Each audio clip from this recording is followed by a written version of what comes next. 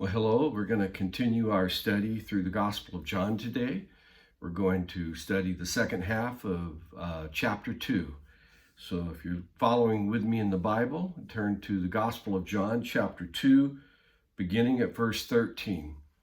It says, "The Passover of the Jews was at hand, and Jesus went up to Jerusalem." The Passover was a celebration by the Jewish people of God's deliverance from them from when they were in bondage, in slavery to Egypt, and God passed over them and set them free. And so Jews were required to go to Jerusalem at this great celebration and make their sacrifices to God. And it was really a great time of celebration and to meet with family and old friends. So the Passover of the Jews was at hand, and Jesus went up to Jerusalem. In the temple, he found those who were selling oxen and sheep and pigeons, and the money changers sitting there.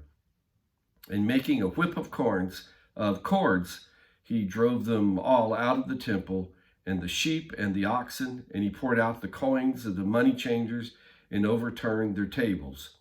And he told those who sold the pigeons, "Take these things away. Do not make my Father's house a house of trade." His disciples, well, we'll stop right there just for a moment. When Jesus got to the temple, there was a big temple that had been built it was a place of worship in Jerusalem. And it had already been 50 years, close to 50 years, and it still wasn't finished. It was a magnificent temple that was being built. And when Jesus got there, he found the sacrificial animals in the temple instead of it being a place of worship. And where the animals were, was in the outer courts, or what we call the court of the Gentiles. And the Jews had built the temple. Gentiles or non-Jews were not allowed into the special place, but they left the outer courts for a place where Gentiles could come and worship the God of Israel. And it was supposed to be very important, but in their attempt to make profits, the Jews had brought all the animals in, which were being sold to the people so the people could make their sacrifices, their animal sacrifices.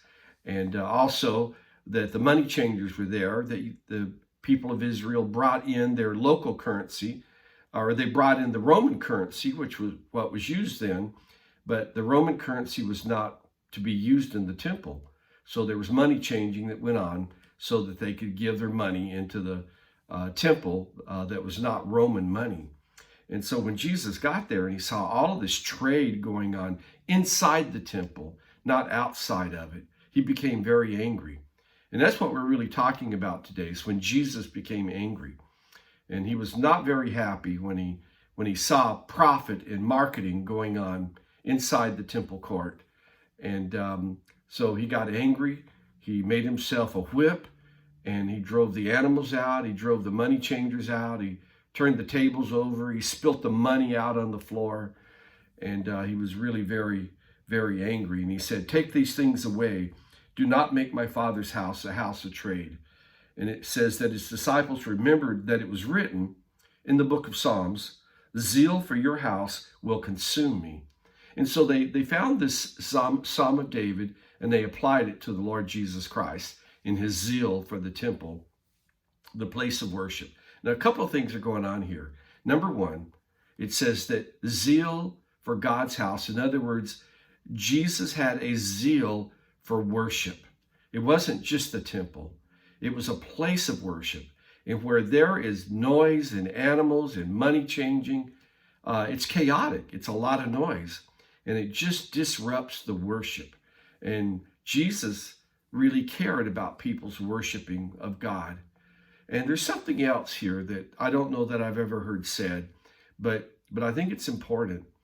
By having all of the chaos in the outer court, the court of the Gentiles, it was not really a place of worship for Gentiles, for non-Jews. So in other words, there was a real hindrance to non-Jews coming in and worshiping God because they could not go into the inner courts. So Gentiles, because they weren't considered, I think, honestly, this was a form of racism, that the Jews didn't care about the Gentiles. In fact, they had a word for them, goy. Now, goy simply means the nations or the other people, but it became a derisive term, and they just didn't care. And we know from reading the Old Testament that the Jews honestly despised non-Jews. And God did not want it that way. God wanted the Jews to be a light to the world. And they weren't that. Sad to say that throughout all the history of the Jewish race, that there's also been great racism against them. And racism is nothing new. It's something that's been going on in every generation. In fact, you can go to Asia today where there are children that have been born that are half-breeds. They're half American, either in Vietnam or other places. And I know in Japan still that half-breeds are not looked at very well. Racism is not an American thing. And I just want to encourage us that we're all called to love. Jews are called to love the Gentiles. They failed in that. But all of us are called to love everyone. And we don't do that very well. And so Jesus really did have a great zeal that worship would be done properly. And it's an indication that we live in a world that wants to make worship of God generic, just however you feel like doing it. But God actually has a standard for worship. In fact, Jesus later on in this gospel will tell us that God is looking for those who will worship him in spirit and in truth. So there is a right way to worship, and Jesus had great zeal for that. But when he turned over the tables, it goes on to say in verse 18, the Jews said to him, "What sign do you show us for doing these things?" And Jesus answered them, "Destroy this temple, and in 3 days I will raise it up." The Jews then said, "It's taken 46 years to build this temple, and will you raise it up in 3 days?" But he was speaking about the temple of his body. In other words, Jesus was saying, the sign you're going to get, that I have the authority that you're asking about. And that's what they were asking. They said, what sign will you do? In other words, what authority do you have from God to drive us out of the temple? And Jesus said, kill me, and in 3 days I'll be raised back up. Of course, they thought he was talking about the physical temple.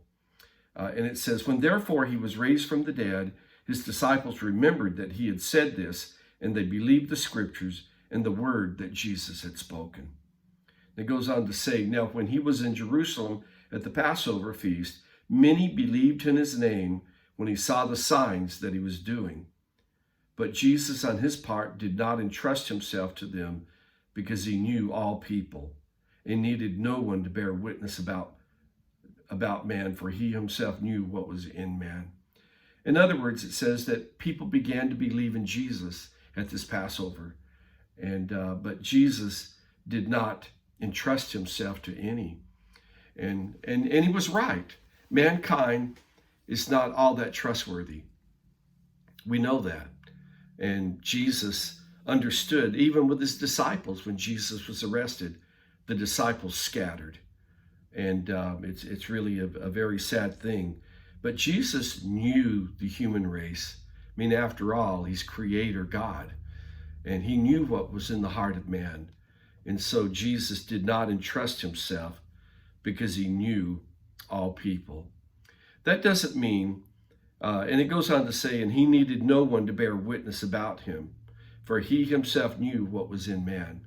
In other words, Jesus didn't need anyone's affirmation. He wasn't looking for it. And many of us really waste a lot of emotional energy wanting people's affirmation. Jesus didn't need it. He knew why he was there, and he came to do it. And he was willing to be despised and hated by men and to be crucified. But Jesus did not entrust himself to anyone. He simply did the will of the Father. Now, I don't think that's any excuse for any of us to go through life just distrusting everyone. I think we're better off living with a positive attitude about those things. Yes, people will fail you. But we're not on this earth for people to serve us. In fact, Jesus, even though he knew what was in the heart of man, he still gave his life for all humanity, even knowing what was in their heart. He didn't entrust himself to them, and yet he loved them anyway. So when I hear people talking about the fact that they don't trust anybody, I think they've got to remember that they're in the same category.